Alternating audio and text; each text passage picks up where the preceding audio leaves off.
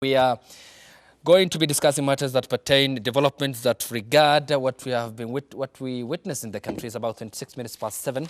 So on the front page of the Daily Nation, Victor, as you have read early this morning, it appears to be another one that continues to brew at the Kenya Pipeline Company this time round, and 4.4 billion Kenya shillings tender scam that the DCI has commissioned investigations to unearth how this was taken by the, of course, government parastatal, and it appears that there have been the hidden hands in the projects that were meant to develop the Kenya Pipeline Company, and then a managing director, that is Joe Sang, who is now out from the helm of the administration of the company. Now there are interested parties which colluded with the firm to delay the project so as to earn 4.4 billion Kenya shillings in kickbacks. A case of perhaps the culture that is deeply rooted in terms of corruption in the country. Does it point to a case of an avalanche of cases that continues to pile up? And will it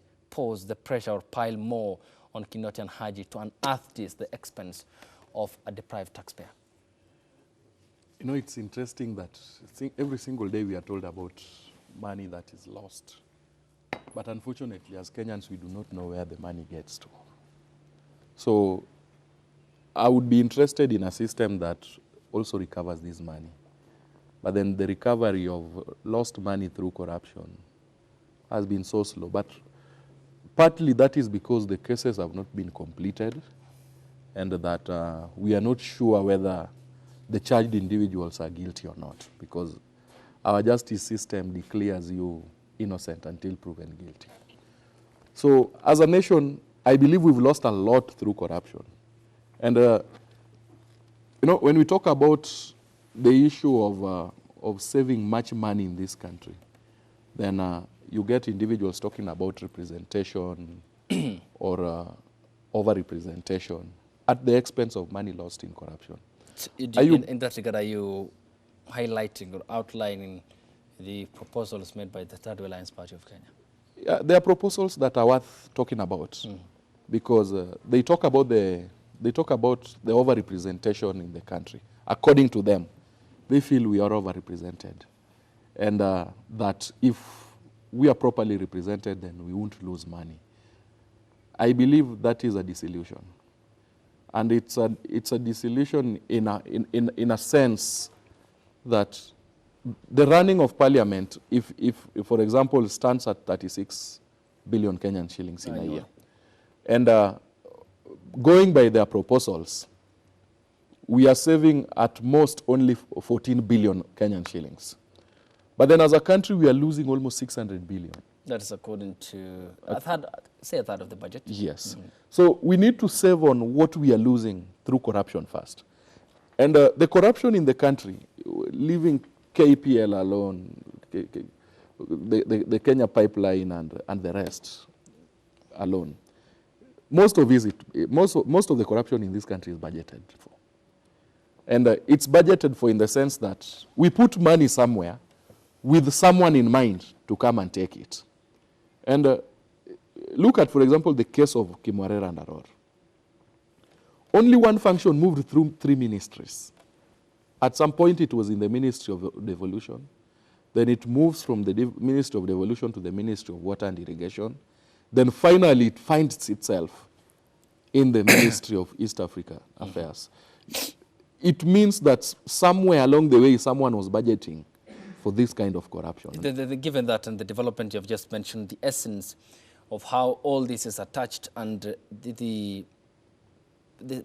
sense of the vision or the picture that you are painting, is it then a systemized issue that we are fighting, in the essence that you'll find an issue budget for in Ministry A then ends up in Ministry C through B, and all again through the hands of state officials? Then are we fighting a deeply rooted, self-manifested corruption, which is becoming more or less cultural in this country, owing to a report by Transparency International?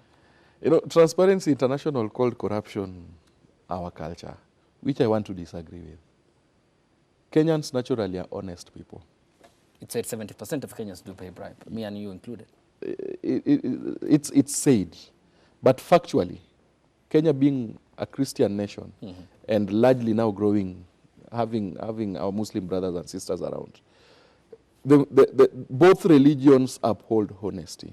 And practically, if we were to follow what is stipulated in those holy books, then Kenya won't be systematically corrupt. But then we are talking about a system where 70% pay bribe to get government services. I don't believe it's any other kind of service. And when you talk about government services, it's from getting a national ID. It will graduate even to getting a voter's card. So that for you to get a voter card, then you must pay a bribe. And we've seen it. To get to office, someone pays a bribe. Very soon we'll be paying a bribe to vote. And this only happens in a system that budgets for corruption properly.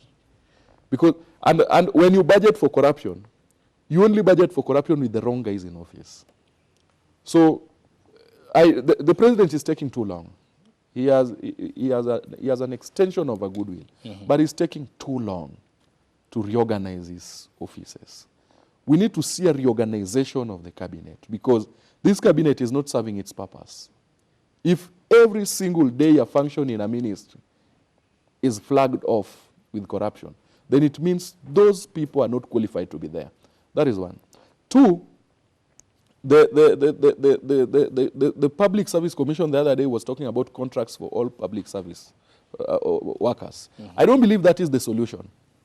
When you want to make temporary contracts for public servants of 3 years, then it doesn't make the value that if a government officer is there for more than 3 years, then there is a systematic corruption that will come up, and that there is that getting used to an environment. We have to look at the merits and demerits of being at a place longer. All right. There is that institutional memory that you will build, one. Two, you will know what needs to be happening. But then the countries must now invest in proper research. And after research, let's invest on qualifications. We have well-schooled Kenyans. We have qualified Kenyans. And we have the best from our universities and institutions of higher learning. So the government needs to ensure that as we employ people to these offices, we employ professionals and qualified individuals. You don't put me in an office where I don't know even what happens there. That is when I'm told to give money, I just give money, because I don't know the value for that money. How do you put someone who doesn't know the value of a dam to manage a dam project? Given that, and of course the investigations undertaken by the DPP and the EACC did to the unraveling of what we have witnessed as the arrest that ended up in the arrest of the CS Henry Rotich and 27 other officials who were listed in that, of course, presser by the DPP, that is Nurdin Haji.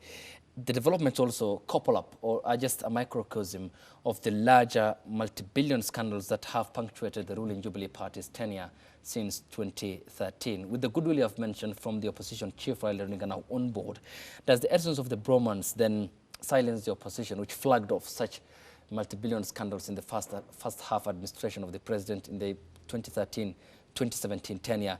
And does this lead perhaps, or has the political truth given more room for maneuver to the agencies to unearth such? And were we better off in the side of the opposition flagging off these multi-billion scandals, or now the agencies undertaking their mandate without the political disturbance of the opposition to speak? Having a strong opposition is good. And I would really want to see a strong opposition in this country. But there is the assumption that that Raila Odinga is equivalent to opposition.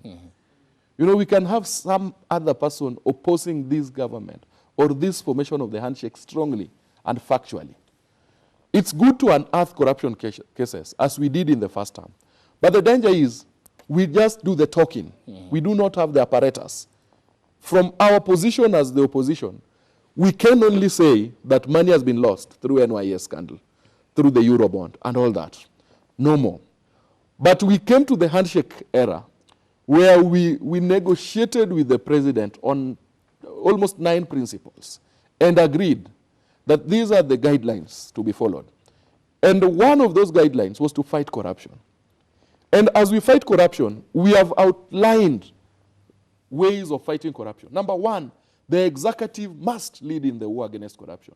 And when we talk about the executive, we talk about the presidency, we talk about the relevant offices like the DCI and the DPP, then we talk about the judiciary as an arm of government that must ensure that we fight corruption. That is one.